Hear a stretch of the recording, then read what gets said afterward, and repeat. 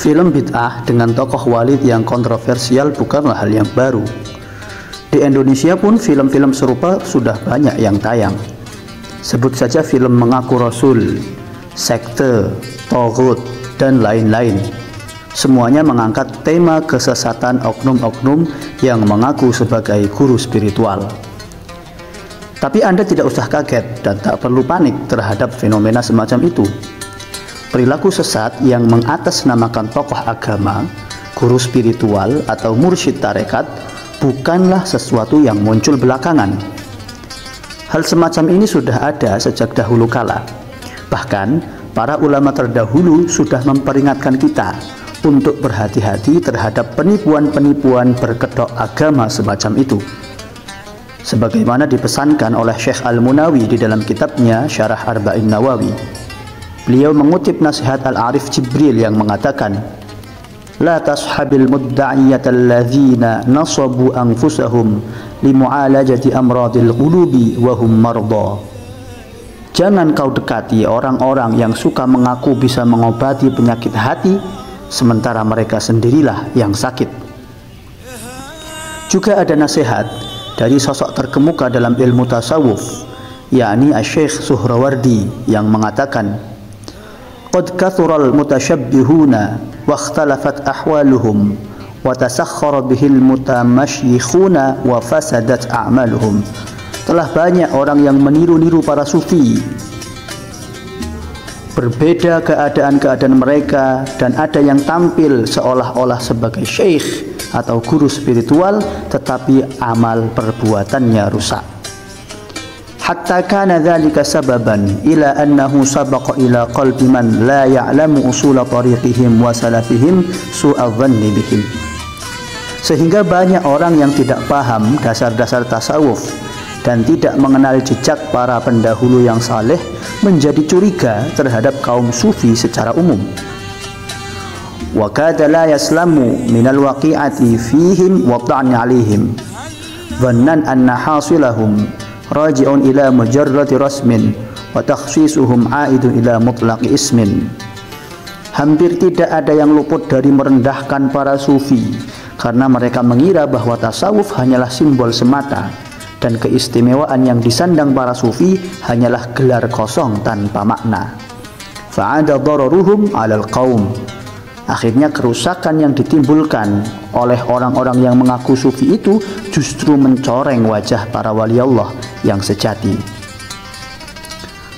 Beliau menukil pula pendapat Imam Asy-Syatibi terkait syarat-syarat bagi seseorang yang pantas menjadi guru spiritual. Imam Syatibi menyatakan, "Asy-syaikhul ladzi yatasadda lil masyikhati la budda lahu min wadhaifin wa lawazim." Bahwa seorang syekh yang memang dia punya gelar sebagai syekh, sebagai guru spiritual, hendaknya memenuhi beberapa syarat, beberapa keadaan, beberapa kondisi. Minha ay yakuna aliman bi'ilmin li'annahu baina amrayn.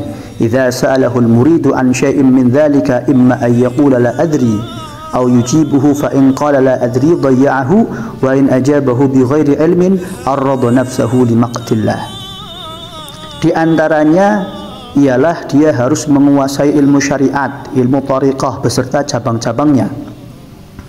Perkara ilmu ini sangat penting sebab seorang guru pasti akan mendapat pertanyaan dari murid-muridnya. Jika ia menjawab tidak tahu karena memang tidak berilmu, maka tentu ia akan disepelekan. Tapi jika dia memaksakan diri untuk menjawabnya tanpa didasari ilmu, hal itu justru lebih berbahaya lagi. Wa minha ay yakuna thiqah fi qawlihi ma'munan fi dinihi wa naqlihi qa'iman bi adabil ibadati syar'iyyah wa minha ay yakuna lahu shiddatu wara'in fima la budda lahu min al-ghadha'i alladhi bihi qiwamu nafsihi. Selain itu, kata Imam Syatibi, seorang guru tidak hanya berilmu tetapi juga bisa dipercaya omongannya sesuai antara amal perbuatan dan omongannya. Ia juga harus disiplin dan memegang teguh adab-adab ibadah dalam kesehariannya. Lebih dari itu, seorang syekh harus punya sifat wara', yakni menjaga diri dari segala yang haram, bahkan membatasi diri dari segala yang halal, tidak menuruti syahwat dan nafsu dalam hal makan, tidur, bicara maupun kegiatan mubah yang lain.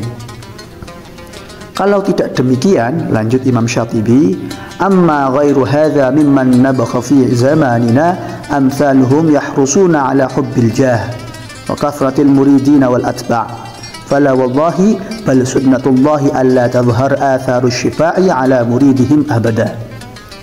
Mereka yang mengaku guru spiritual atau syekh di zaman kita sekarang ini hanyalah orang-orang yang memburu kedudukan dengan memperbanyak murid dan pengikut.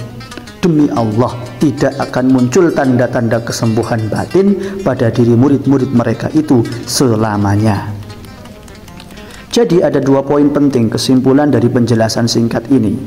Yang pertama, jangan heran kalau ada saja kasus-kasus semacam itu, munculnya kesesatan-kesesatan tokoh-tokoh yang mengaku sebagai guru spiritual. Jangan heran kalau hal-hal semacam itu terus bermunculan. Yang kedua, berhati-hatilah dalam memilih guru untuk dipanuti.